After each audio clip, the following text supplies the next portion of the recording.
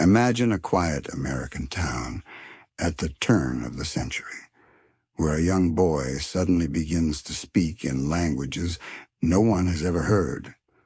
Doctors call it a disease. Priests call it the devil. The townspeople call it a curse that never left. But what if the truth was even stranger? Tonight we'll uncover the chilling story of Samuel Pike, the boy who spoke in tongues, and the mystery that haunted his town for generations. Stay with me, because by the end, you'll question everything you thought you knew about faith, fear, and the secrets that hide in the shadows. Chapter 1. The quiet town of Millfield, 1899. A place where the world seemed to move a little slower, where the seasons changed with the rhythm of the harvest, and where every face was familiar. The town was nestled between rolling hills and thick woods, its streets lined with whitewashed houses and tidy gardens. It was the kind of place where secrets didn't last long, until Samuel Pike's secret changed everything. Samuel was 12 years old, the only child of Thomas and Mary Pike. His father was the town blacksmith, a man known for his strong hands and gentle heart. His mother was a school teacher, beloved by her students and respected by her neighbors. Samuel was a quiet boy, curious and kind, with a mop of brown hair and eyes that seemed to see more than most. He loved to read, to wander the woods, and to listen to the stories the old folks told by the fire. He was a good student, a loyal friend, and a devoted son. No one in Millfield could have guessed that Samuel would become the center of a mystery that would haunt the town for generations. It began on a Sunday morning in late September. The air was crisp, the leaves just starting to turn, and the whole town had gathered at St. Luke's Church for the weekly service. Samuel sat with his parents in the third pew, his hands folded neatly in his lap. The preacher's voice droned on, the congregation murmured their amens, and the sunlight streamed through the stained glass windows. Suddenly, Samuel stiffened. His eyes rolled back, his body trembled, and he collapsed onto the wooden floor. The church fell silent. Mary Pike screamed. Thomas rushed to his son's side, his hands shaking as he tried to wake him. For a moment, it seemed as if Samuel was gone. Then, with a gasp, he sat up. But when he spoke, it was not in English. It was not in any language anyone in Millfield had ever heard. His voice was deeper, older, and filled with words that sent chills down the spines of everyone who heard them. The preacher tried to calm the congregation, but the fear was already spreading. Some whispered that Samuel was having a fit. Others said he was possessed. The town doctor, Dr. Whitaker, was called in. He examined Samuel, checked his pulse, and declared that the boy had suffered a seizure. "It's nothing to worry about," he said. "He'll be right as rain in the morning." But Samuel was not right in the morning. He woke with no memory of what had happened, but the strange episodes continued. He would fall into trances, his eyes vacant, his body rigid. He spoke in tongues, sometimes in Latin, sometimes in Greek, sometimes in languages no one could identify. He would shout warnings, weep uncontrollably, or beg for help in voices that sounded nothing like his own. His parents were terrified. They kept him home from school, afraid of what the other children might say. They prayed over him, hoping for a miracle. But the episodes grew worse, and soon the whole town was talking about the boy who was cursed. The fear spread quickly. Some believed Samuel was sick, that he had caught some strange disease. Others whispered that he had been cursed by a traveling stranger, or that he had found an old book in the woods and read forbidden words aloud. The rumors grew wilder with each passing day. The local priest, Father O'Malley, was called in. He was a stern man with a booming voice and a deep faith. He believed Samuel was under attack by something evil. He began to pray over the boy, sprinkling holy water and reciting ancient rites. But the prayers only seemed to make things worse. Samuel would scream, thrash, and speak in tongues, cursing the priests and the congregation. The town was thrown into chaos. Neighbors turned on each other, accusing one another of bringing the curse upon Millfield. Children were kept indoors, doors were locked at night, and the air was thick with fear. Samuel's parents were desperate. They sent letters to doctors and priests across the country, begging for help. Some experts believed Samuel was faking. Others thought he was a rare case of multiple personalities. A few believed he was truly possessed. A team of doctors arrived from the city. They ran tests, asked questions, and took notes. But Samuel's episodes continued. The doctors left, baffled and afraid. The town grew more isolated. People stopped visiting the Pike family. Children crossed the street to avoid Samuel. The curse, it seemed, was spreading. But through it all, Samuel remained a mystery. He was a boy trapped between worlds, his mind a battleground between science and superstition, faith and fear. And as the days grew shorter and the nights grew colder, the people of Millfield began to wonder, what had they done to deserve this? Was Samuel a victim or a warning? And would the curse ever leave? But what if the real terror wasn't just Samuel's strange words, but the darkness that began to creep into every corner of Millfield? In the next chapter, you'll see how the first signs of the curse began to change the town, and why some believed the boy's secret was only the beginning. What would you do if this happened in your town? Comment your thoughts below and don't miss what happens next. Chapter 2. The First Signs. The days after Samuel Pike's collapse in St. Luke's Church were filled with a tension that seemed to seep into every corner of Millfield. The town, once so sure of itself, now felt fragile, like a mirror with a crack running through it, ready to shatter at the slightest touch. The Pikes' home, once a place of warmth and laughter, became a fortress of worry and whispered prayers. Samuel's parents, Thomas and Mary, watched their son with a mixture of hope and dread. Each morning they looked for signs that the nightmare was over. Each night they braced themselves for what might come. Samuel, for his part, tried to be brave. He did his chores, read his books, and tried to ignore the way people stared at him when he walked down the street. But he could feel the change inside himself, a strange heaviness, as if something was pressing down on his chest. The first sign that something was truly wrong came just 3 days after the church incident. Samuel was sitting at the kitchen table, helping his mother shell peas for supper.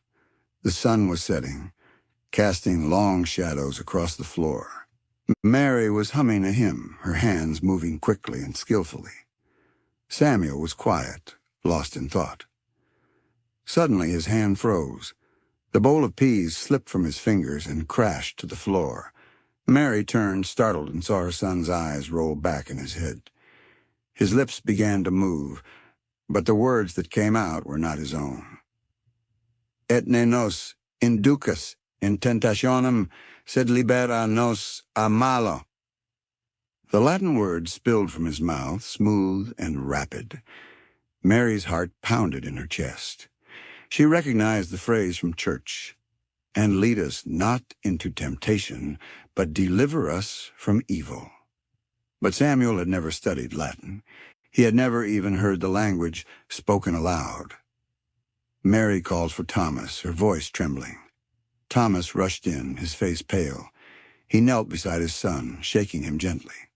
Samuel, Samuel, wake up!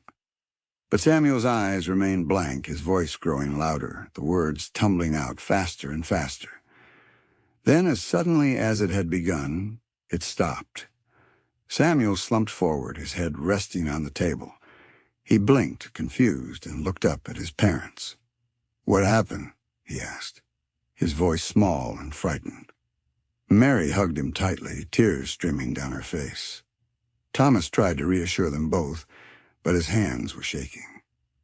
That night, neither of them slept. The next day, the whispers began. Word spread quickly in Millfield. Samuel Pike was speaking in tongues. Some said it was a miracle. Others said it was a curse. The town doctor, Dr. Whitaker, visited the Pikes' home and examined Samuel.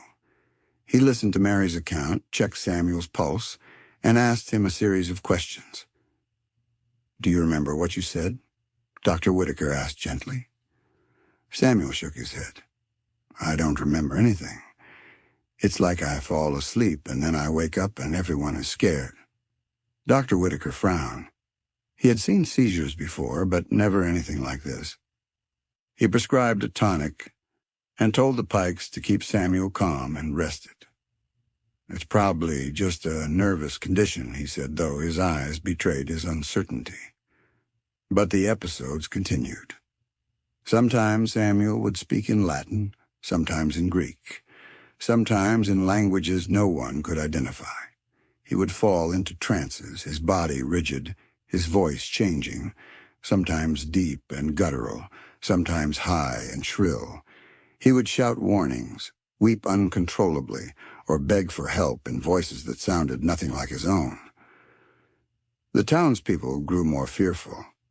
Some avoided the Pikes altogether, crossing the street when they saw Samuel coming. Others whispered that the family had brought the curse upon themselves. A few believed Samuel was faking, trying to get attention. But most were simply afraid of what they didn't understand, afraid of what might happen next. One afternoon, Samuel was playing in the yard when he suddenly stopped and stared at the sky. His friends Henry and Clara watched as he began to speak in a strange, rhythmic chant. The words were unfamiliar, but the tone was urgent, almost pleading. "Eloi, Eloi, lama sabachthani." Henry ran to get Mary, who rushed outside and found her son standing perfectly still, his eyes fixed on something only he could see. She called his name, but he didn't respond. Clara began to cry, and Henry backed away, his face pale. When Samuel finally snapped out of it, he was exhausted. He sat on the porch steps, his head in his hands. "I'm scared, Mama," he whispered. "I don't know what's happening to me." Mary hugged him tightly, her own fear growing with each passing day. The local priest, Father O'Malley, became more involved. He visited the Pikes' home regularly, praying over Samuel and sprinkling holy water in every room. He brought a crucifix and placed it above Samuel's bed. "We must have faith," he told the family. "God will protect us." But the prayers seemed to make things worse. Samuel would scream and thrash, his voice changing, his words turning into curses. He would shout at Father O'Malley, calling him by names no one else knew. The priest grew pale and shaken, but he refused to give up. The town was divided. Some sided with the Dr. Whitaker, insisting it was a medical problem. Others followed Father O'Malley, convinced it was a spiritual battle. Rumors spread like wildfire. Some said Samuel had been cursed by a traveling stranger. Others claimed he had found an old book in the woods and read forbidden words aloud. The fear grew, and soon neighbors began to turn on each other. The Pikes' home became a place of isolation. Friends stopped visiting. Letters from distant relatives went unanswered. Mary and Thomas clung to each other, desperate for answers. One night, Samuel woke from a nightmare, his body drenched in sweat.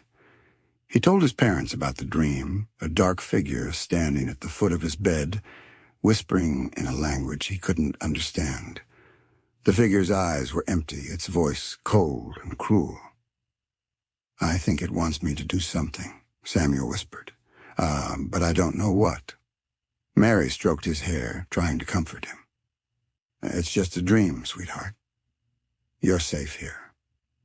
But deep down, she wasn't sure. The next day, Samuel's teacher, Miss Harper, visited the Pikes. She brought Samuel school books and a letter from the school board. "We think it's best if Samuel stays home for a while," she said gently. "The other children are frightened." Mary nodded, her heart heavy. She knew the town was turning against them. As the days passed, the episodes grew more intense. Samuel would go days without speaking, then suddenly burst into fits of screaming and weeping. He would speak in tongues, curse his parents, and beg for help. Sometimes he would write strange symbols on the walls, his hands moving with a speed and precision that frightened Mary. The doctor tried new treatments, herbs, tonics, even hypnosis. Nothing worked. Samuel's health declined. He grew thin and pale, his eyes haunted by things no one else could see. The town's fear turned to despair. Some whispered that Millfield was cursed, that the land itself was tainted. Others believed Samuel was beyond saving. One evening, as the sun set behind the hills, Samuel sat on the porch steps staring at the horizon. Mary joined him, wrapping a blanket around his shoulders. "Do you remember what it was like before?" Samuel asked quietly. "Before all this happened?" Mary nodded, tears in her eyes. "I do, sweetheart. I remember." "I wish I could go back," Samuel whispered. "I wish I could be normal again." Mary hugged him tightly, her heart breaking. As darkness fell over Millfield, the town held its breath, waiting for the next sign, the next episode, the next piece of the puzzle. The fear was everywhere, in the creak of the floorboards, the rustle of the wind, the shadows that danced on the walls. And through it all, Samuel Pike remained a mystery. A boy trapped between worlds, his mind a battleground between science and superstition, faith and fear. But what if the real danger wasn't just inside Samuel, but in the way the town itself began to unravel? In the next chapter, you'll see how Millfield's fear turned neighbor against neighbor, and how a single night would change everything. What would you do if your town was divided by fear? Comment your thoughts below, and don't miss what happens next. Chapter 3. The Town Divided. The days after Samuel's episodes grew longer, colder, and more uncertain. The leaves in Millfield turned from gold to brown, and the wind carried a chill that seemed to seep into every home. But it wasn't just the weather that changed. The town itself was shifting, splitting along invisible lines. The boy who spoke in tongues had become a wedge, driving neighbor from neighbor, friend from friend. At first the division was subtle. People whispered in the general store, their voices dropping when a Pike entered. Children who once played together now eyed each other with suspicion. The church pews, once filled with unity, now held clusters of families who sat apart, their faces tight with worry and judgment. The two sides formed almost overnight. On one side were those who believed in science, led by Dr. Whitaker. They insisted Samuel's condition was medical, a rare and tragic illness, perhaps epilepsy or a nervous disorder. They spoke of nerves, of the brain, of things that could be measured and treated. They clung to the hope that medicine would save the boy and, by extension, the town. On the other side were those who believed in the supernatural, led by Father O'Malley. They saw Samuel's affliction as a spiritual battle, a test of faith. They spoke of possession, of evil spirits, of the devil himself. They prayed for deliverance, for a miracle, for a sign that God had not abandoned Millfield. The argument spilled out into the open. At the bakery, Mrs. Carter accused Mrs. Evans of bringing the curse by gossiping about the Pikes. At the schoolhouse, parents demanded that Samuel be kept away from their children. At the town meeting, voices rose and tempers flared. Thomas Pike, once respected and liked by all, now found himself the subject of suspicion. Some said he had angered God by working on Sundays. Others whispered that Mary's family had dabbled in spiritualism, bringing darkness into their home. The Pikes felt the weight of every glance, every whispered word. Samuel, meanwhile, became a ghost in his own life. He watched from the window as his friends walked by without looking up. He heard the arguments through the thin walls of his home. He saw the fear in his parents' eyes, the exhaustion in their faces. He felt alone, more alone than he had ever felt before. One afternoon, a group of townspeople gathered outside the Pikes' house. They carried torches and lanterns, their faces set and grim. Dr. Whitaker stood at the front, his voice calm but firm. "We want to help," he said. "We want to find a cure. We can't do that if you keep letting the priest interfere. Samuel needs rest, not rituals." Father O'Malley stepped forward, his Bible clutched tightly in his hands. "This is not a sickness of the body, but of the soul. The devil is at work here, and only faith can drive him out." The two men glared at each other, the crowd shifting uneasily between them. Thomas Pike stood in the doorway, his arms crossed, his jaw set. "My son is not a battleground," he said quietly. "He's a boy.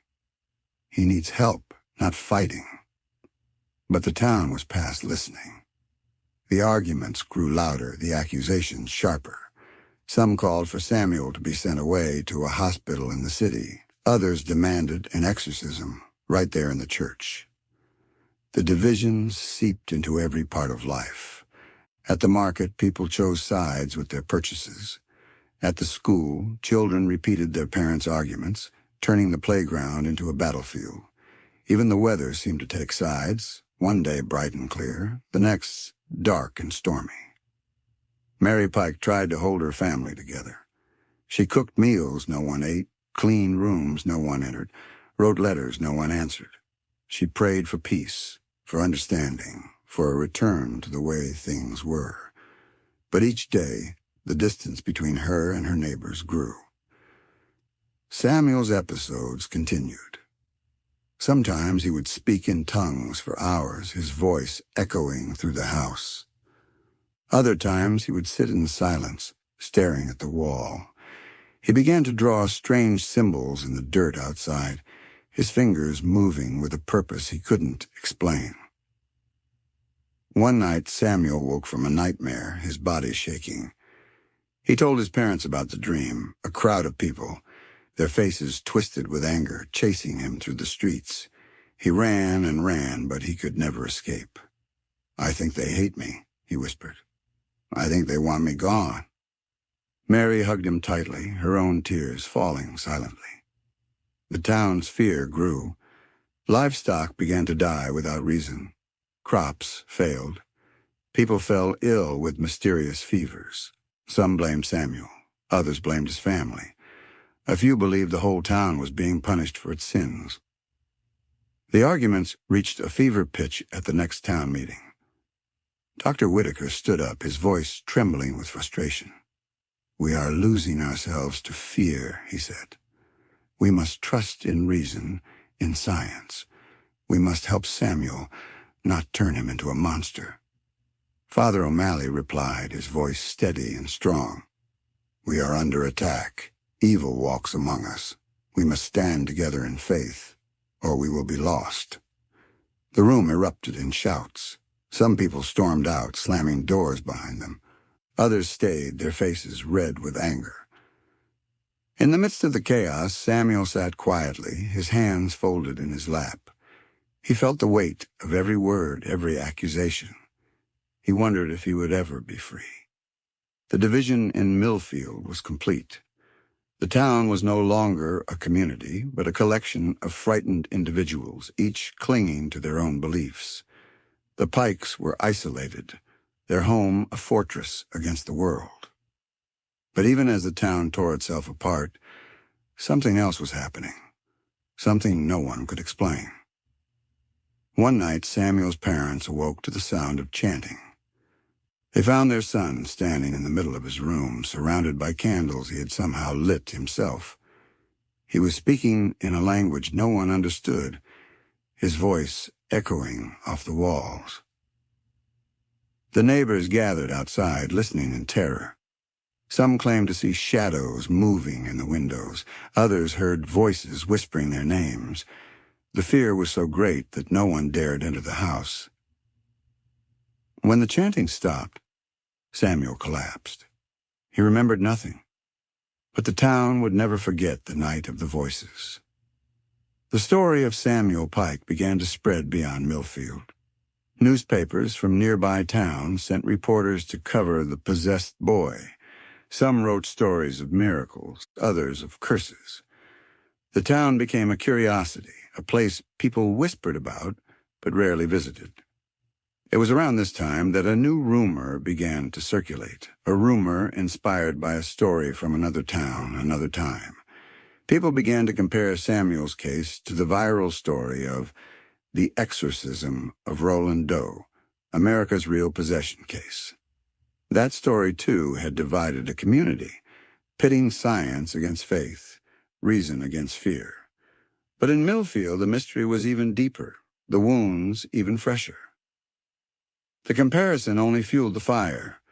Some insisted that Samuel's case was proof that evil was real, that the devil could walk among men. Others argued that it was all hysteria, a case of mass delusion. The town was trapped, unable to move forward, unable to let go. Samuel, meanwhile, grew weaker. His episodes became less frequent, but more intense. He would go days without speaking, then suddenly burst into fits of screaming and weeping. The symbols he drew became more complex, more disturbing. Mary and Thomas watched their son with growing despair. They wondered if they had done something wrong, if they were being punished for some unknown sin. They prayed for a miracle, but none came. The division in Millfield became a wound that would never heal. Families stopped speaking to each other. Friends became strangers. The church, once a place of comfort, became a battleground. And through it all, Samuel Pike remained at the center, a boy trapped between worlds, his life a mirror of the town's fear and confusion. But what if the real turning point was still to come?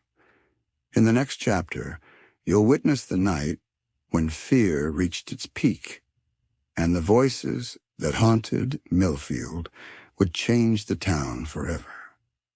If your town was torn apart by something unexplainable, whose side would you take? Comment below and don't miss what happens next. Chapter 4. The Night of the Voices. The division in Millfield had reached a fever pitch. The town was no longer a place of comfort and community, but a patchwork of suspicion, fear, and whispered prayers. The Pikes' home, once a symbol of warmth and welcome, now stood as a fortress, its windows shuttered, its doors locked, its family inside holding on to hope by the thinnest of threads. But on one cold October night, everything changed. The night that would be remembered for generations as the Night of the Voices. It began with a chill in the air, sharper than any before. The wind howled through the trees, rattling the windows and sending leaves skittering down the empty streets. The moon was hidden behind thick clouds, and the only light came from the flickering lanterns in the windows of Millfield's homes. Inside the Pike house, Mary sat by Samuel's bedside, her hands folded in her lap. She had not slept in days, her eyes ringed with worry. Thomas paced the hallway, his boots thudding softly on the wooden floor. Samuel lay still, his breathing shallow, his face pale and drawn. The town was quiet, but the tension was palpable. Everyone was waiting for something to happen, for the next sign, the next episode, the next piece of the puzzle. It was just after midnight when it began. Mary heard a sound, a low, rhythmic chanting, so soft at first She thought it was the wind, but as she listened, the sound grew louder, more insistent. She stood and moved to Samuel's side, her heart pounding. Samuel's eyes were open, but they did not see her. He sat up in bed, his body rigid, his lips moving in time with the chant. The words were strange, unfamiliar, but the tone was urgent, almost pleading. Eloi, Eloi, lama sabachthani. Mary's breath caught in her throat. She recognized the phrase from the Bible. My God, why have you forsaken me? But Samuel's voice was not his own. It was deeper, older, filled with a sorrow that seemed to echo through the room. Thomas rushed in, his face pale. He tried to shake Samuel awake, but the boy did not respond. The chanting grew louder, filling the house, spilling out to the night. Outside, the neighbors heard the sound. They gathered in the street, their faces pale and frightened. Some carried lanterns, others clutched Bibles or rosaries. The fear was so great that no one dared approach the house. Inside, the air grew thick and heavy. The candles on Samuel's bedside table flickered, their flames dancing wildly. The shadows on the walls seemed to move, twisting and writhing in time with the chant. Suddenly, Samuel's voice changed. It became guttural, harsh, filled with words that no one understood. The language shifted from Latin to Greek to something older, something darker. The sound was not just coming from Samuel, it seemed to come from everywhere, echoing off the walls, filling every corner of the house. Mary fell to her knees, tears streaming down her face. She prayed aloud, her voice trembling. Please, God, help my son. Deliver him from this evil. Thomas stood over Samuel, his fists clenched, his jaw set. He felt powerless, helpless, unable to protect his family from the darkness that had invaded their home. The chanting reached a crescendo. The windows rattled, the floorboards creaked, and the very air seemed to vibrate with the sound. The neighbors outside pressed closer, their faces lit by the glow of their lanterns. Some claimed to see shadows moving in the windows. Others heard voices whispering their names. Then, as suddenly as it had begun, the chanting stopped. Samuel collapsed onto the bed, his body limp. The house fell silent, the only sound Mary's quiet sobs. Thomas lifted his son into his arms, cradling him like a child. Samuel's eyes fluttered open, confused and frightened. "What happened?" he whispered. Mary hugged him tightly, her relief mangled with fear. She knew this was not the end, only the beginning. The neighbors slowly drifted away, their faces pale and drawn. Some crossed themselves, others muttered prayers. No one spoke of what they had seen or heard, but the fear lingered in the air. The next morning, the town was abuzz with rumors. Some said the devil himself had visited the Pike house. Others claimed to have seen angels battling demons in the windows. A few insisted it was all a trick, a case of mass hysteria. But everyone agreed on one thing: Millfield would never be the same. Samuel, for his part, remembered nothing. He was weak, exhausted, his mind a blur of images and sounds. He spent the day in bed, his parents by his side. Father O'Malley visited the house, his face grave. He prayed over Samuel, sprinkling holy water and reciting ancient rites. But the priest's hands shook, and his eyes betrayed his fear. Dr. Whitaker arrived soon after, carrying a bag of medicines and a look of deep concern. He examined Samuel, checked his pulse, and asked him a series of questions. "Do you remember what you said?" Dr. Whitaker asked gently. Samuel shook his head. "I don't remember anything. It's like I fall asleep and then I wake up and everyone is scared." Dr. Whitaker frowned. He had seen seizures before, but never anything like this. He prescribed a new tonic and told the Pikes to keep Samuel calm and rested. "It's probably just a nervous condition," he said, though his eyes betrayed his uncertainty. But the town was not reassured. The night of the voices had left a mark, a scar that would not heal. In the days that followed, strange things began to happen in Millfield. Livestock died without reason, crops failed, people fell ill with mysterious fevers.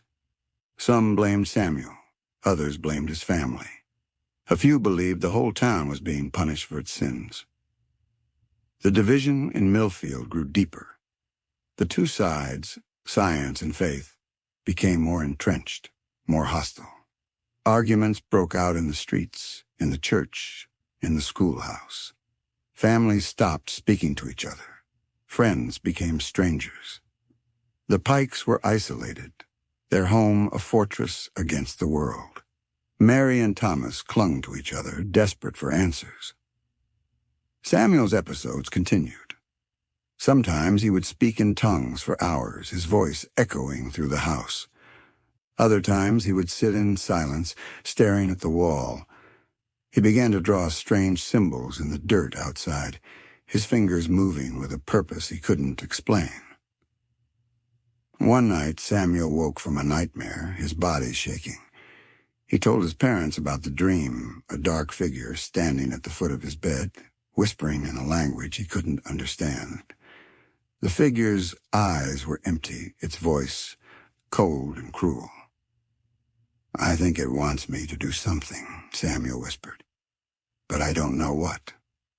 Mary stroked his hair, trying to comfort him. "It's just a dream, sweetheart. You're safe here." But deep down, she wasn't sure. The town's fear grew. The night of the voices became a legend, a story told in hushed tones around the fire.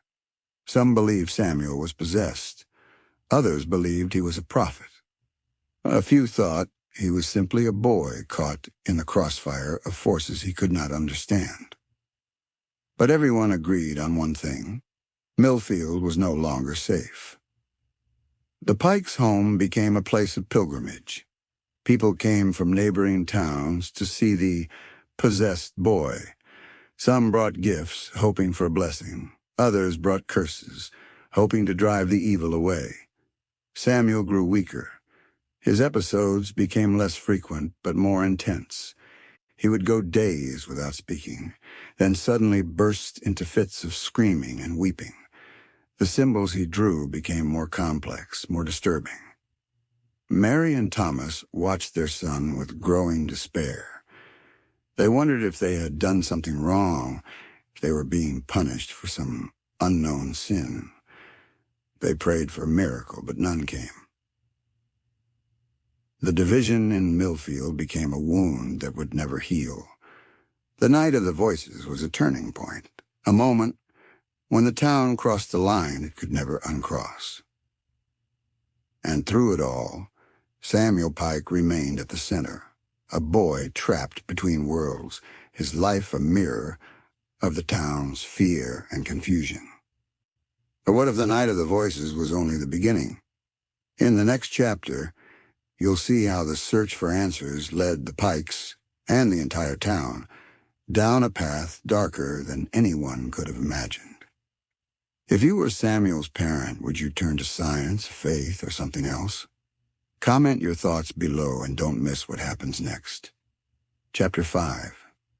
The Search for Answers. The night of the voices left Millfield in a state of uneasy silence. The town's division was now a chasm, and the Pikes' home felt like an island surrounded by suspicion and fear. But for Thomas and Mary Pike, silence was not an option. They could not accept that their son's suffering was simply a curse to be endured. They needed answers, no matter how far they had to search or how much hope they had to lose along the way. Letters to the world. Mary Pike was the first to act. She sat at the kitchen table, candlelight flickering over stacks of paper, and wrote letter after letter. She wrote to doctors in the city, to professors at distant universities, to priests and ministers and anyone who might listen. Each letter was a plea. "My son is ill. He speaks in languages he's never learned. He falls into trances and wakes with no memory. Please, can you help us?" Thomas, meanwhile, tried to keep the family afloat. He worked longer hours at the forge, his hands blackened and raw, but the orders from the townspeople had slowed to a trickle. Some customers stopped coming altogether, afraid that the curse might follow them home. Thomas felt the weight of every empty hour, every cold glance, every whispered word. Samuel watched his parents with a growing sense of guilt. He saw the lines deepening on his father's face, the worry in his mother's eyes. He tried to be helpful, to do his chores, to act like nothing was wrong. But the episodes continued, and each one left him weaker, more confused, more afraid. The arrival of the experts. Weeks passed before the first reply came. It was from Dr. Edwin Larch, a neurologist from the city. He arrived in Millfield with a leather bag full of instruments and a notebook thick with the questions. He examined Samuel, tested his reflexes, and asked him to recite the alphabet, count backward, and draw simple shapes. Dr. Larch was kind, but his methods were clinical. He spoke of epilepsy, of hysteria, of rare brain conditions that could cause a child to speak in tongues. He prescribed a new tonic and recommended rest, but he could not explain the strange languages, the symbols Samuel drew, or the voices that filled the house at night. A week later, a letter arrived from Reverend Josiah Black, a traveling preacher known for his fiery sermons and his reputation as an exorcist. He came to the Pike home with a Bible in one hand and a vial of holy water in the other. He prayed over Samuel, anointed his forehead, and commanded the evil to leave. The episode that followed was the worst yet. Samuel screamed, thrashed, and spoke in a voice that was not his own. He cursed the preacher, spat at the cross, and shouted words that no one understood. When it was over, Reverend Black left in silence, his faith shaken. The town grows colder. The visits from outsiders only deepened the town's suspicion. Some accused the Pikes of inviting evil into Millfield by bringing in strangers. Others whispered that the family was seeking attention, that Samuel was faking his illness for sympathy. The Pikes' isolation grew. Mary's friends stopped calling. Thomas's customers disappeared. Even Father O'Malley, once a regular visitor, began to keep his distance. The church was divided, with some parishioners demanding that the Pikes be excommunicated, while others prayed for their deliverance. Samuel felt the weight of the town's fear. He stopped going outside, stopped reading, stopped drawing.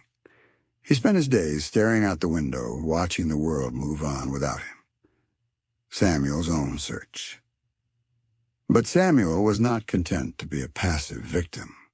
In the quiet hours of the night, he began to keep a journal, a secret record of his thoughts, his dreams, and the strange things that happened to him. He wrote about the voices he heard, the languages he spoke, the symbols that appeared in his mind. He tried to make sense of it all. Was he sick? Was he cursed? Was he being punished for something he didn't understand? He prayed for answers, but the silence was deafening. One night Samuel had a dream. He was standing in a vast, empty field, the sky above him swirling with dark clouds. In the distance he saw a figure, a man dressed in black, his face hidden in shadow. The man beckoned to him, and Samuel felt himself drawn forward, unable to resist. As he approached, the man spoke in a language Samuel did not know but somehow understood. "You are the key," the man said. "You must open the door." Samuel woke with a start, his heart pounding. He wrote the dream in his journal, the words burning in his mind. A town on edge. The town's fear turned to anger. Some demanded that the Pikes leave Millfield to take the curse with them. Others called for Samuel to be sent to an asylum in the city. A few, led by Mrs. Carter, began to gather outside the Pike home at night, praying loudly for the evil to be cast out. The Pikes refused to leave. "This is our home," Thomas said. "We will not be driven out by fear." But the pressure was relentless. The family received anonymous notes, threats, and even stones thrown through their windows. The sheriff visited, urging them to keep things quiet for the sake of the town. Mary's health began to fail. She grew thin and pale, her hands trembling with exhaustion. Thomas became withdrawn, his temper short. Samuel felt more alone than ever, a glimmer of hope. Just when it seemed that all hope was lost, a letter arrived from Professor Abigail Finch, a linguist at a university in the city. She had read about Samuel's case in the newspaper and was intrigued by the reports of him speaking in ancient languages. Professor Finch arrived in Millfield with a suitcase full of books and a mind open to possibility. She listened to Samuel, recorded his episodes, and compared his words to ancient texts. She was the first to treat Samuel not as a curiosity or a curse, but as a person. She discovered that some of the languages Samuel spoke were not just Latin or Greek, but fragments of even older tongues, Aramaic, Sumerian, and others lost to history. She was fascinated, but also deeply concerned. "This is not something I can explain," she told the Pikes, "but I believe Samuel's not faking. Something extraordinary is happening here." Her presence brought a brief sense of relief to the family. For the first time, someone believed them. Someone who was not afraid. The search turns inward. With Professor Finch's encouragement, Samuel began to explore his own mind. He meditated, prayed, and tried to communicate with the voices inside him. He asked them who they were, what they wanted, why they had chosen him. The answers were never clear. Sometimes the voices spoke in riddles, sometimes in anger, sometimes in sorrow. Samuel felt as if he was standing at the edge of a vast, dark ocean, the waves crashing around him, threatening to pull him under. But he refused to give up. He kept writing, kept searching, kept hoping for a breakthrough. The town's breaking point. The town, meanwhile, was reaching its breaking point. The crops continued to fail, the livestock continued to die, and the illnesses spread. Some blamed the Pikes, others blamed the outsiders, but everyone agreed that something had to change. A town meeting was called. The church was packed, the air thick with tension. Dr. Whitaker spoke first, urging calm and reason. "We must not let fear drive us apart," he said. "We must help the Pikes, not turn them into scapegoats." Father O'Malley spoke next, his voice trembling with emotion. "We are under attack," he said. "We must stand together in faith, or we will be lost." The arguments grew louder, the accusations sharper. Some called for an exorcism, others for Samuel to be sent away. The Pikes sat in silence, their faces pale and drawn. In the end, no decision was made. The town was more divided than ever. Samuel's revelation. That night, Samuel had another dream. He was standing at the edge of a great chasm, the darkness below him swirling with shadows. On the other side stood his parents reaching out to him. He tried to cross, but the ground crumbled beneath his feet. He fell, tumbling through the darkness, the voices screaming in his ears. When he woke, he knew what he had to do. He wrote a letter to the town, begging for understanding, for compassion, for a chance to be heard. "I am not your enemy," he wrote. "I am just a boy, lost and afraid. Please help me find my way." Mary delivered the letter to the church the next morning. Some read it and wept, others tore it up in anger. But the words lingered, echoing in the minds of everyone who read them. A town at the crossroads. The search for answers had led the Pikes and the town down a path darker than anyone could have imagined. The fear, the anger, the isolation had become a curse all its own. But in the midst of the darkness there was a glimmer of hope. a sense that perhaps understanding was possible, that perhaps the curse could be broken. Samuel waited, his heart heavy, his mind full of questions. Would the town listen? Would they help him or turn him away? Would he ever find the answers he so desperately sought? But what if the search for answers only led to more questions? In the next chapter, you'll witness the priest's last stand, and the night when faith and fear collided in a way that would change Millfield forever. If you were in Samuel's shoes, would you keep searching or would you give up? Comment your thoughts below and don't miss what happens next. Chapter 6. The Priest's Last Stand. The days after Samuel's letter to the town were heavy with anticipation. Some in Millfield clung to hope, others to suspicion, but all felt the weight of something coming, a reckoning, a final test. The town was at a crossroads, and at the center of it all stood Father O'Malley, the priest who had watched his flock splinter and his faith tested by a boy who spoke in tongues. A priest in crisis. Father O'Malley had always been a man of conviction. He had come to Millfield as a young priest, full of hope and certainty, determined to guide his parishioners through life's storms. But nothing in his training had prepared him for Samuel Pike. He had prayed over Samuel, sprinkled holy water, recited every rite he knew. He had watched as the boy screamed, thrashed, and spoke in voices that chilled him to the bone. He had seen the fear in Mary's eyes, the desperation in Thomas's voice, the confusion in the town, and he had begun to doubt. Was this truly the work of the devil, or was it something else, something beyond his understanding? Each night, Father O'Malley knelt in the dark church, begging God for guidance. Each morning he rose with no answers, only more questions. But after Samuel's letter, something changed. The priest felt a stirring in his soul, a sense that he could not abandon the boy or the town to fear. He resolved to make one last stand, to bring the community together and confront the darkness head-on. The call for a vigil.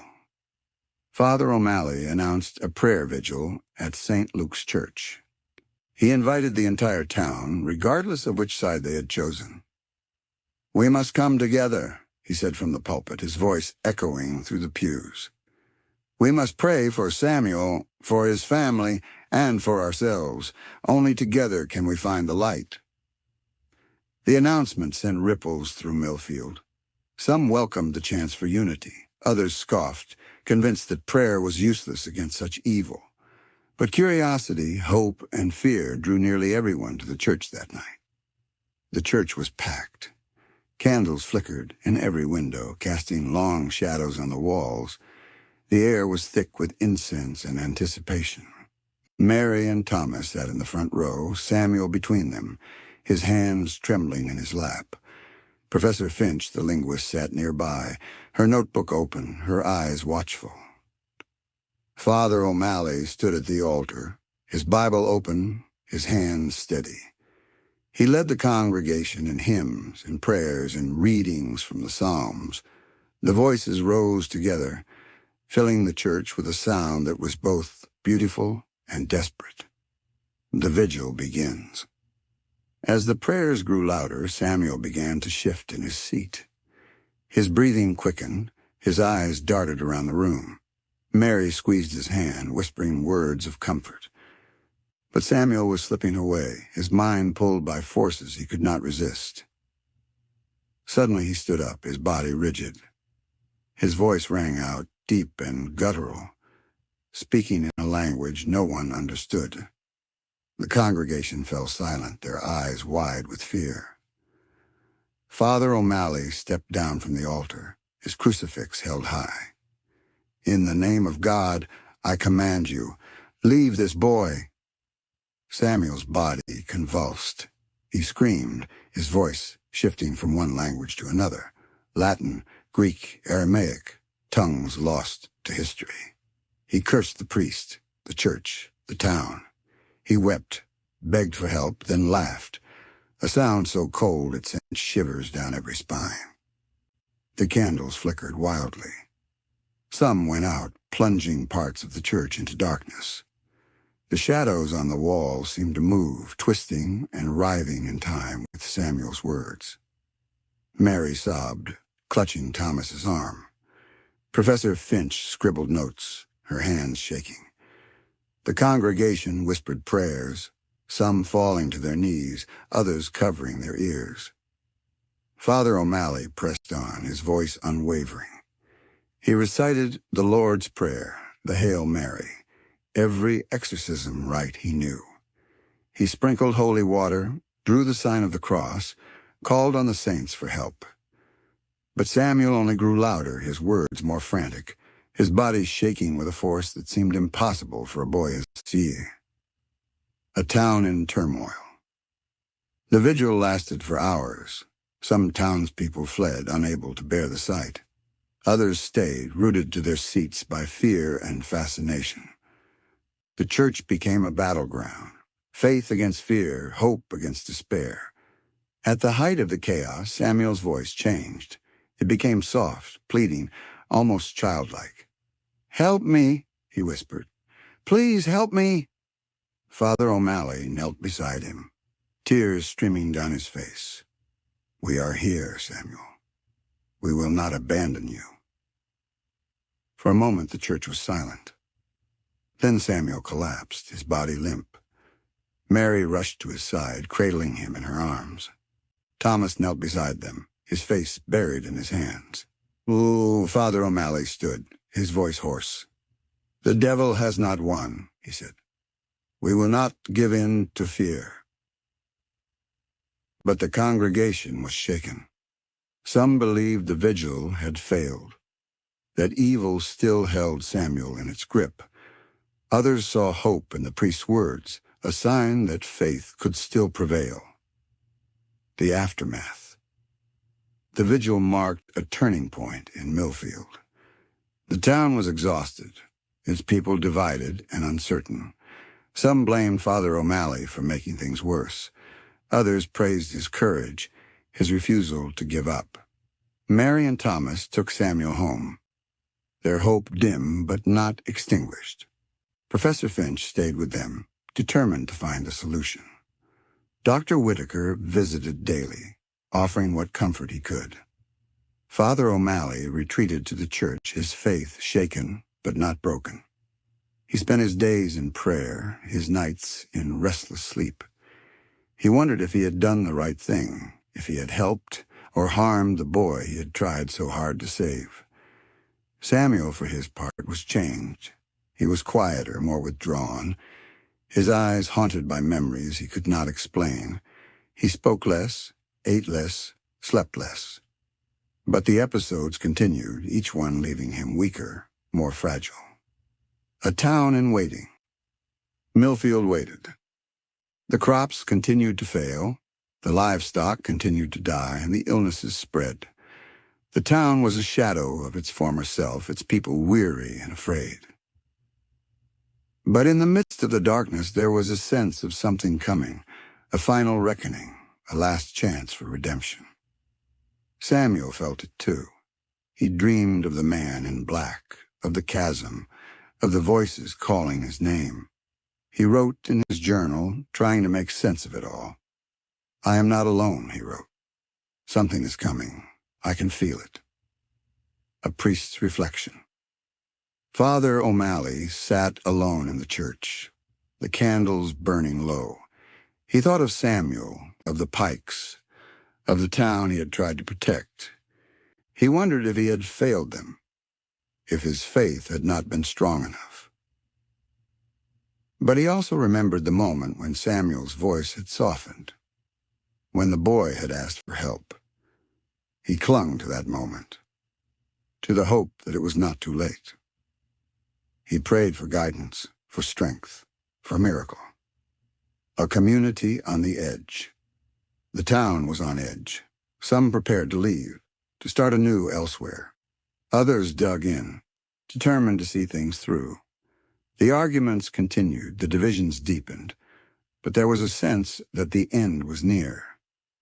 Mary and Thomas clung to each other, their love tested but unbroken. Professor Finch continued her research, searching for answers in ancient texts and modern science. Dr. Whitaker watched over Samuel, his concern growing with each passing day. And Samuel waited, his heart heavy, his mind full of questions. But what if the priest's last stand was not the end, but the beginning of something even darker? In the next chapter, you'll see how the doctor's desperation led to new treatments, and how Samuel's condition took a turn no one could have predicted. If you were Father O'Malley, would you keep fighting or would you walk away? Comment your thoughts below and don't miss what happens next. Chapter 7. The Doctor's Dilemma. The aftermath of the prayer vigil left Millfield in a state of uneasy quiet. The town's hope, so briefly rekindled, flickered and faded. The church doors stayed open, but fewer people came.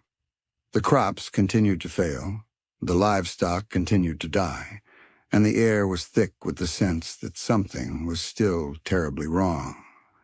In the center of it all, Samuel Pike grew weaker, and the burden of his care shifted more and more into the shoulders of Dr. Whitaker. A man of science in a town of fear. Dr. Whitaker had always believed in reason. He trusted in the power of medicine, the certainty of science, and the progress of knowledge. But as Samuel's condition worsened, even he began to doubt. The boy's symptoms defied explanation. The trances, the languages, the symbols, none of it fit any illness he had ever studied. He spent long nights in his study, poring over medical books and journals by candlelight.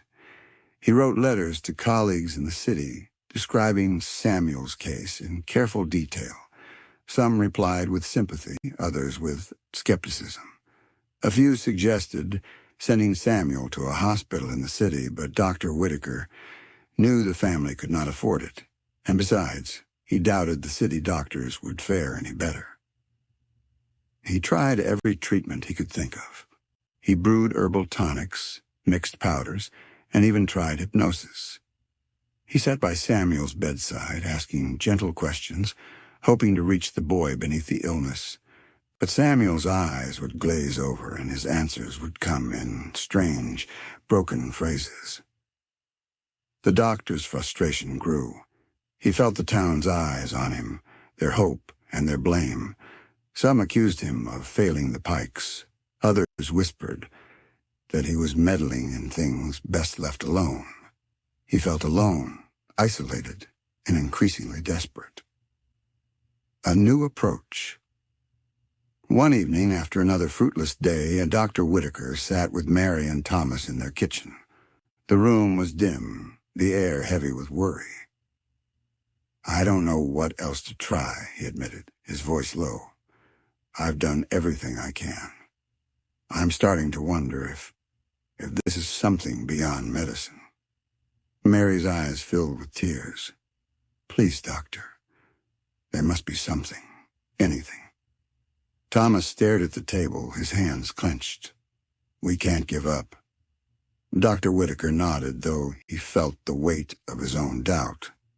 "There is one thing I haven't tried. It's unconventional. Some doctors in the city have had success with it. It's called mesmerism, a kind of trance, like hypnosis, but deeper. It's said to reach the mind beneath the mind." Mary and Thomas exchanged a glance. "If you think it will help," Mary said, "we'll try anything." The mesmerism session. The next day, Dr. Whitaker prepared the parlor for the session. He drew the curtains, lit a single lamp, and asked Mary and Thomas to wait outside. Samuel sat in a chair, his hands folded in his lap, his eyes wary. "Samuel," the doctor said gently, "I'm going to help you relax. I want you to listen to my voice and let your mind drift." He spoke in slow, soothing tones, guiding Samuel into a trance. The boy's breathing slowed. His eyes fluttered closed. Dr. Whitaker asked him simple questions: his name, his age, his favorite book. Samuel answered in a soft, childlike voice. But as the session continued, Samuel's voice changed. He began to speak in a language Dr. Whitaker did not recognize. His body tensed. His hands clenched the arms of the chair. "Samuel, can you hear me?" the doctor asked. The boy's eyes snapped open, but they were blank, unfocused. He spoke again, the words tumbling out in a torrent. Dr. Whitaker scribbled notes, trying to capture the sounds. Suddenly, Samuel's voice grew harsh. He shouted a single word, "No!" and the lamp flickered. The room grew cold. Dr. Whitaker felt a chill run down his spine. He ended the session, gently bringing Samuel back. The boy slumped in the chair, exhausted. "Did it work?" Mary asked, rushing in. Dr. Whitaker shook his head. "I don't know, but I think there's something inside him, something that doesn't want him to let go." The doctor's doubt. That night, Dr. Whitaker sat alone in his study, staring at his notes. He felt a growing sense of dread. He had always believed in science, but now he wondered if he was facing something science could not explain. He wrote a letter to a colleague in the city describing the session in detail. "I am beginning to fear," he wrote, "that this is not a case for medicine, but for faith." He did not send the letter. Samuel's decline. Samuel's health continued to decline. He grew thinner, his skin pale and clammy. He ate little, slept less, and spoke only when spoken to. The episodes became less frequent, but more intense. When they came, they left him drained, as if something was feeding on his strength. Mary and Thomas watched their son with growing despair. They tried to keep hope alive, but each day it grew harder. One afternoon, Samuel sat by the window, staring at the gray sky. Mary brought him a cup of broth, but he pushed it away. "I'm tired, Mama," he whispered. "So tired." Mary knelt beside him, tears in her eyes. "We're going on to help you, Samuel. We're not giving up." Samuel looked at her, his eyes hollow. "I don't want to hurt you." Mary hugged him tightly, her heart breaking. The town's desperation. The town's fear turned to anger. Some blamed Dr. Whitaker for failing to cure Samuel. Others accused the Pikes of bringing the curse upon Millfield. A few called for Samuel to be sent away, to an asylum or a monastery. Dr. Whitaker faced the townspeople at a meeting in the church. He stood before them, his hands shaking. "I have done everything I can," he said. "But I fear this is not a sickness of the body. We must come together, not turn on each other." The crowd murmured, some in agreement, others in anger. Father O'Malley stood and spoke. "We must not lose faith. We must pray for Samuel, for his family, for ourselves." The meeting ended in confusion, the town more divided than ever. A glimmer of hope. One evening, Professor Finch visited Dr. Whitaker. She brought with her a stack of books and a look of determination. "I've been studying Samuel's languages," she said. "Some of them are ancient, languages lost to history. But there are patterns. I think he's trying to tell us something." Dr. Whitaker listened as she explained her findings. Together they pored over Samuel's writings, searching for meaning. "It's like a puzzle," Professor Finch said. "If we can understand the message, maybe we can help him." Dr. Whitaker felt a spark of hope. For the first time in weeks, he believed there might be a way forward. Samuel's message. That night, Samuel had another episode. He spoke in a language neither Dr. Whitaker nor Professor Finch recognized, but the tone was urgent, pleading. Professor Finch recorded the words, and later, she and Dr. Whitaker worked to translate them. The message was simple. but chilling. "Help me. I am not alone." They shared the message with Mary and Thomas, who wept with relief and fear. "We hear, Samuel," Mary whispered. "We're not leaving you." The doctor's resolve. Dr. Whitaker made a decision. He would not give up. He would keep searching, keep fighting, keep hoping. He wrote in his journal, "I do not know what we are facing, but I will not abandon this boy. I will not let fear win." He visited Samuel every day, bringing books, medicines, and words of comfort. He worked with Professor Finch, searching for answers in ancient texts and modern science. The town watched, divided but hopeful. Some prayed for a miracle. Others waited for disaster. A town on the brink. Millfield was on the brink. The crops were gone, the livestock dead, the people weary and afraid. But in the midst of the darkness, there was a sense of something coming, a final reckoning, a last chance for redemption. Samuel waited, his heart heavy, his mind full of questions. High retention hook, foreshadow method. But what if the doctor's struggle was only the beginning of a new kind of darkness? In the next chapter, you'll see how the curse that haunted Samuel began to spread through Millfield, and how the town's fear would turn into something even more dangerous. If you were Dr. Whitaker, would you keep searching for a cure, or would you accept the impossible? Comment your thoughts below and don't miss what happens next. Chapter 8. The Curse Spreads. The days after Dr. Whitaker and Professor Finch uncovered Samuel's chilling message, "Help me. I am not alone," were marked by a new kind of fear in Millfield. It was no longer just the Pikes who felt the weight of the unknown. The entire town seemed to hold its breath, waiting for something to break. And as autumn deepened, the curse that had once seemed confined to a single boy began to seep into every corner of Millfield. A town on edge. It started with small things. The air felt heavier, the nights colder. People whispered that the shadows seemed to move on their own, that the wind carried voices that didn't belong. Children woke from nightmares, screaming about dark figures at their windows. Dogs barked at nothing, and cats refused to go outside after dusk. The crops, already stunted by a poor summer, withered and died.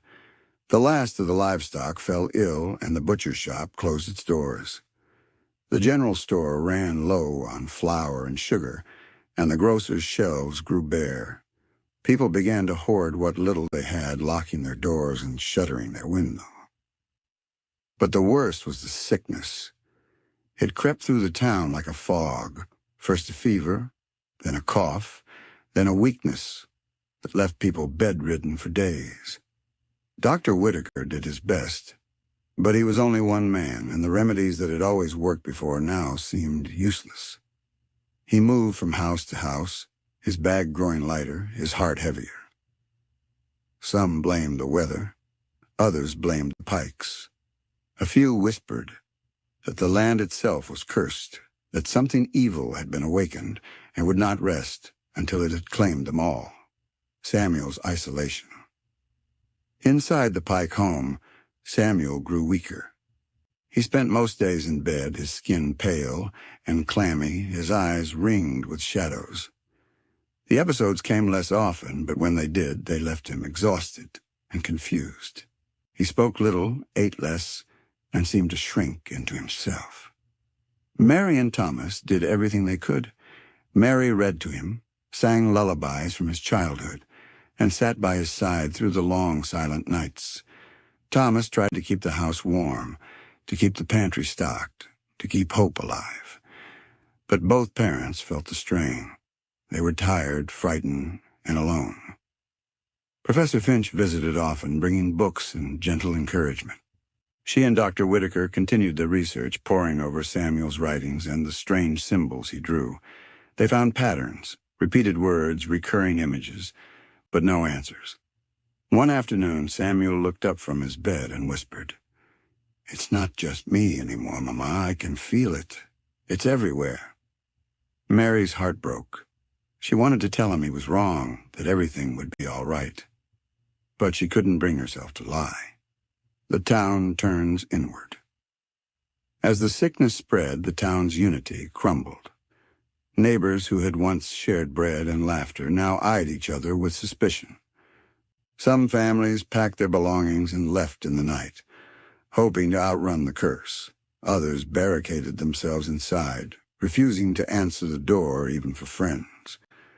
The church, once the heart of Millfield, stood nearly empty.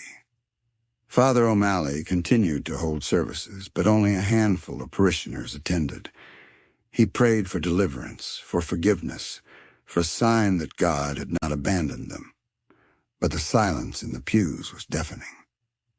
The school closed its doors. The children, once so full of life, now played in hushed voices, glancing over their shoulders as if expecting to see something lurking in the shadows. Rumors spread like wildfire. Some said the Pikes had made a deal with the devil. Others claimed Samuel was a prophet, sent to warn them of their sins. A few believed the curse was a punishment for something the town had done long ago, something no one would speak of, but everyone remembered. A night of terror. One night, as the wind howled and the rain lashed the windows, a scream echoed through the town. It came from the Carter house at the edge of the woods. Neighbors rushed to help, lanterns bobbing in the darkness. Inside, they found Mrs. Carter huddled in a corner, her eyes wild with fear. She pointed to the window, her voice shaking. "It was there," she whispered. "A face, in the glass, staring at me." The others searched the yard, but found nothing. Still, the story spread, and by morning, everyone in the Millfield had heard about the face in the window. That was only the beginning. Over the next week, more people reported strange occurrences: footsteps in empty rooms, cold spots in the air, objects moving on their own. Some claimed to hear Samuel's voice, calling their names in the night. The town was gripped by panic.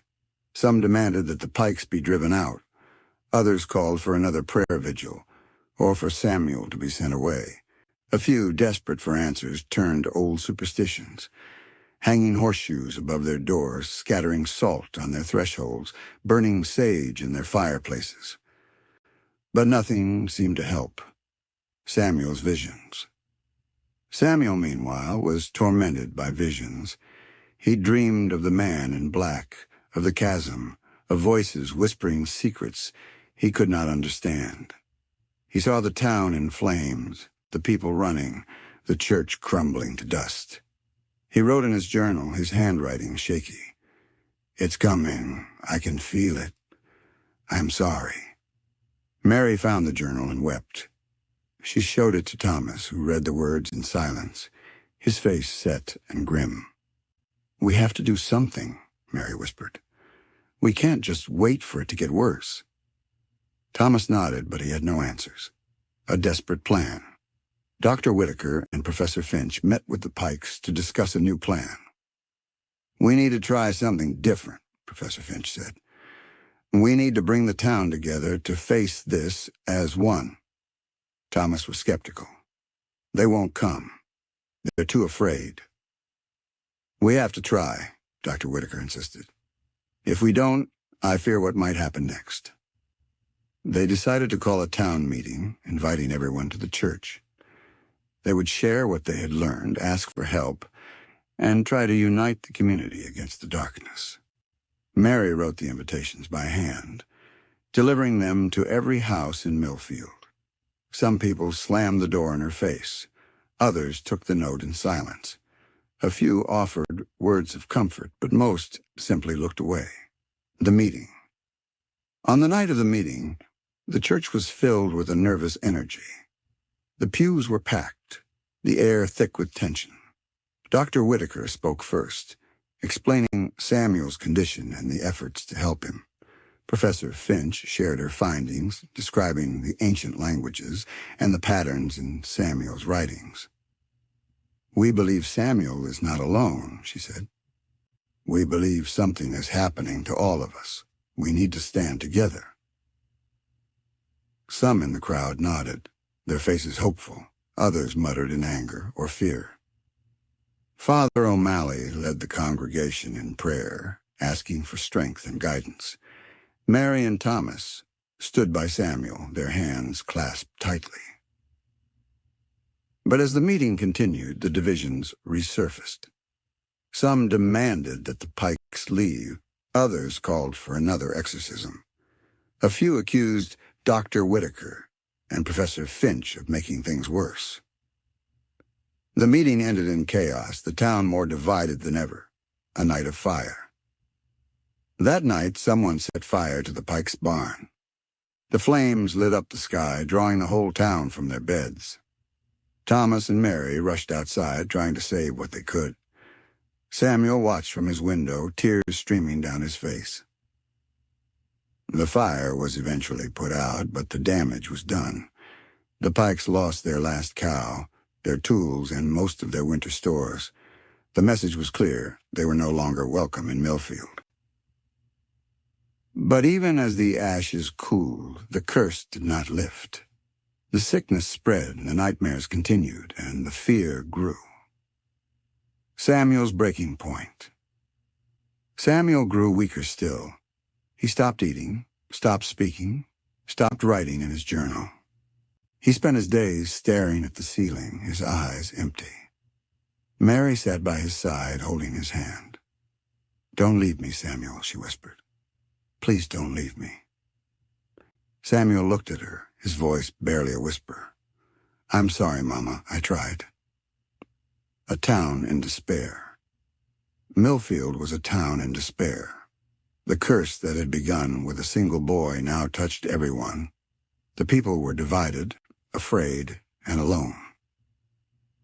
But in the darkness there was still a flicker of hope, a sense that, perhaps, the worst was yet to come, and that facing it together might be their only chance. High retention hook, foreshadow method. But what if the curse's grip was about to reach its most terrifying point? In the next chapter, you'll witness the final night, when Samuel disappears and the town must confront the darkness it tried so hard to deny. If your town was falling apart, would you fight for your neighbors or save yourself? Comment your thoughts below and don't miss what happens next. Chapter 9. The Final Night. The fire that destroyed the Pikes' barn was more than just a loss of property. It was a signal that Millfield had reached its breaking point. The curse that had started with Samuel now seemed to have a life of its own, feeding on the town's fear, anger, and despair. The days grew shorter, the nights colder, and the sense of dread that hung over Millfield was almost suffocating. A family on the edge. Inside the Pike home, the atmosphere was heavy with exhaustion and grief. The barn was gone, their food stores ruined, and their last cow lost to the flames. Thomas worked from dawn to dusk, trying to salvage what he could, but his shoulders were stooped and his eyes hollow. Mary moved through the house like a ghost, her hands trembling as she tried to keep Samuel warm and fed. Samuel himself was a shadow of the boy he had once been. He barely spoke, barely ate, and spent most of his time staring at the ceiling or out the window. The spark that had once lit his eyes was gone, replaced by a deep, unnameable sadness. Professor Finch and Dr. Whitaker visited daily, but even their presence could not lift the gloom. They brought books, medicines, and gentle words, but Samuel seemed beyond their reach. The only thing that seemed to comfort him was Mary's hand in his, her voice singing the lullabies of his childhood. A town in turmoil. Outside, Millfield was unraveling. The sickness spread, taking the old and the young alike. The store shelves were empty, the church nearly deserted. Neighbors no longer spoke to each other, and the streets were eerily quiet after dark. Rumors swirled like autumn leaves. Some said the Pikes had brought the curse upon themselves. Others whispered that Samuel was a prophet, or a demon, or both. A few believed the curse was a punishment for the town's sins, a reckoning that could not be avoided. Father O'Malley continued to hold services, but his sermons were filled with desperation rather than hope. He prayed for deliverance, for forgiveness, for a sign that God had not abandoned them. But the silence in the church was deafening. The disappearance. It was on a stormy night in late November that everything changed. The wind howled through the trees, rattling the windows and sending branches crashing to the ground. Rain lashed the roof, and thunder shook the house. Mary sat by Samuel's bed, her head nodding with exhaustion. Thomas dozed in a chair by the fire, his boots still muddy from the day's work. Professor Finch and Dr. Whitaker had left hours earlier, promising to return in the morning. At some point in the night, Mary woke with a start. The house was silent, the storm raging outside. She reached for Samuel's hand, but the bed was empty. Panic surged through her. She called for Thomas, her voice trembling. Together they searched the house, every room, every closet, every corner. But Samuel was gone. Thomas grabbed his coat and lantern and ran into the storm. Mary followed, her heart pounding. They searched the yard, the barn's charred remains, the fields beyond. The wind whipped their faces, the rain soaked their clothes, but they did not stop. Soon the neighbors joined the search. Lanterns bobbed through the darkness. Voices called Samuel's name, but there was no answer. The whole town was roused. The fear and guilt that had divided them, now replaced by a desperate need to find the boy. The search. The search lasted all night. People combed the woods, the riverbank, the abandoned schoolhouse. Some claimed to see shadows moving in the trees, to hear Samuel's voice on the wind. Others found nothing but mud and darkness. As dawn broke, the storm finally eased. The searchers gathered in the town square, their faces pale and drawn. Mary and Thomas stood together, clinging to each other, their hope nearly gone. It was then that a shout rang out from the direction of the church. The church! The townspeople rushed to St. Luke's, their hearts pounding. Inside they found Samuel kneeling at the altar, his hands folded in prayer, his eyes closed. He was soaked to the skin, his clothes muddy and torn, but he was alive. Mary rushed to his side, tears streaming down her face. Thomas knelt beside them, his hands shaking. Samuel opened his eyes and looked at his parents. For the first time in weeks, his gaze was clear. "I am sorry," he whispered. "It's over now." Father O'Malley approached, his voice trembling. "Samuel, do you know where you've been?" Samuel shook his head. "I don't remember. I just knew I had to come here." The townspeople watched in silence, their fear mingled with relief and confusion. A moment of peace. Samuel was taken home, wrapped in blankets and given warm broth. He slept for hours, his breathing deep and even. When he woke, he seemed different, calmer, lighter, as if a great weight had been lifted. The episode stopped. The strange languages, the trances, the symbols, all vanished.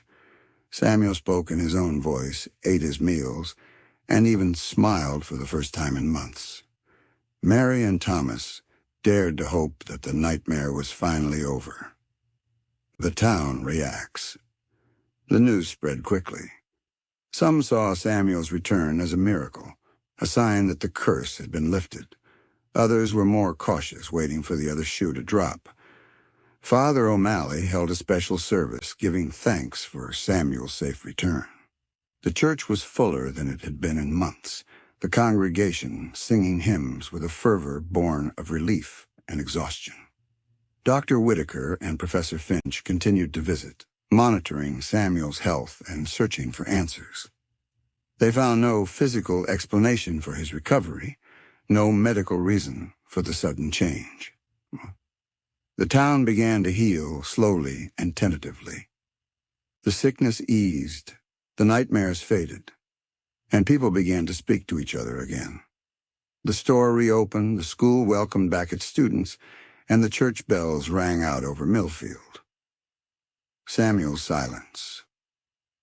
But Samuel himself remained quiet about what had happened. When asked about the night he disappeared, he would only say, "I just knew I had to go to the church. I felt called." He never spoke in tongues again. He never drew the strange symbols, never fell into trances. But he was changed, older, wiser, and somehow more distant. Mary and Thomas accepted his silence, grateful just to have their son back. Professor Finch and Dr. Whitaker respected his privacy, though they continued to wonder. A town changed forever. Millfield was never the same. The memory of the curse lingered, a shadow that would not quite fade. Some families left, unable to forget the fear and loss. Others stayed, determined to rebuild. The story of Samuel Pike became a legend, a warning, a mystery, a tale told to children on stormy nights. Some said he had been possessed, others that he was a prophet, others still that he was simply a boy caught in forces beyond his understanding. But all agreed on one thing: the curse had changed them all. A final reflection. As winter settled over Millfield, the town moved on.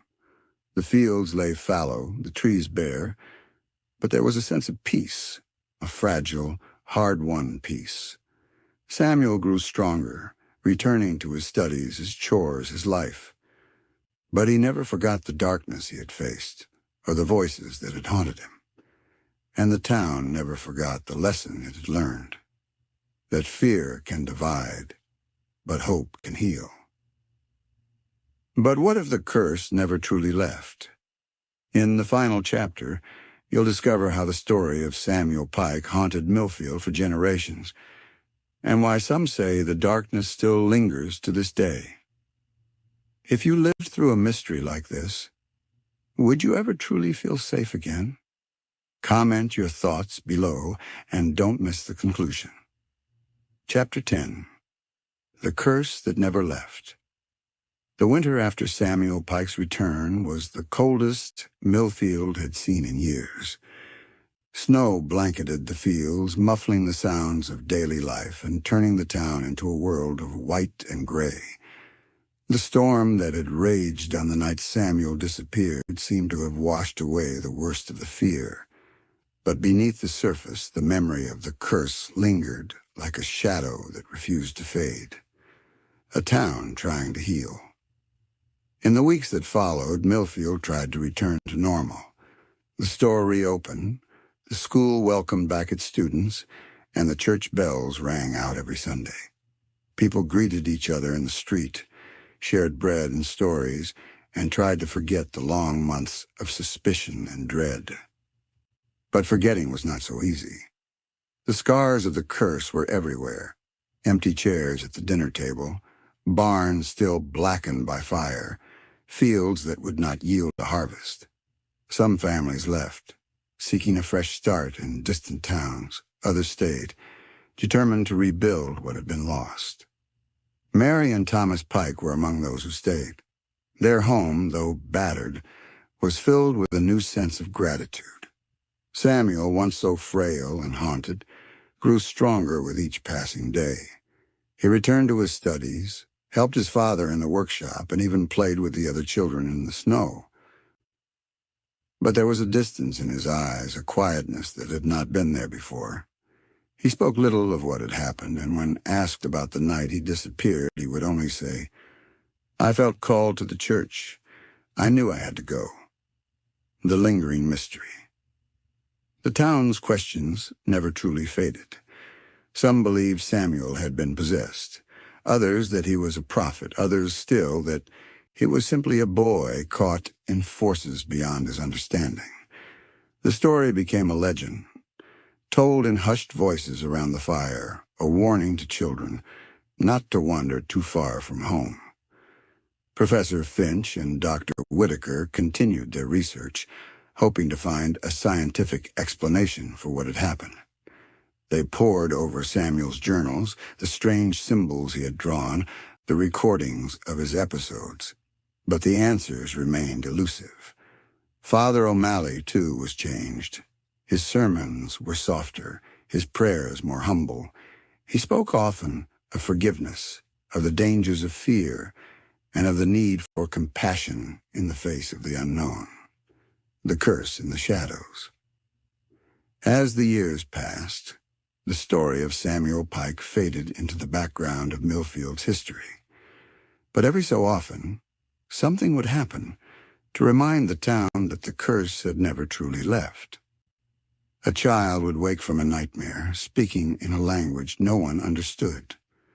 A shadow would flicker across a window, or a voice would whisper in the night. The old fears would stir, and for a moment the town would hold its breath, waiting for the darkness to return. But the darkness never came in the same way. It was quieter now, subtler, a chill in the air, a shiver down the spine, a sense that something was watching from the shadows. Some said the curse had simply changed form, that it now lived in the hearts of those who remembered. Others believed it had moved on, seeking new victims in distant places.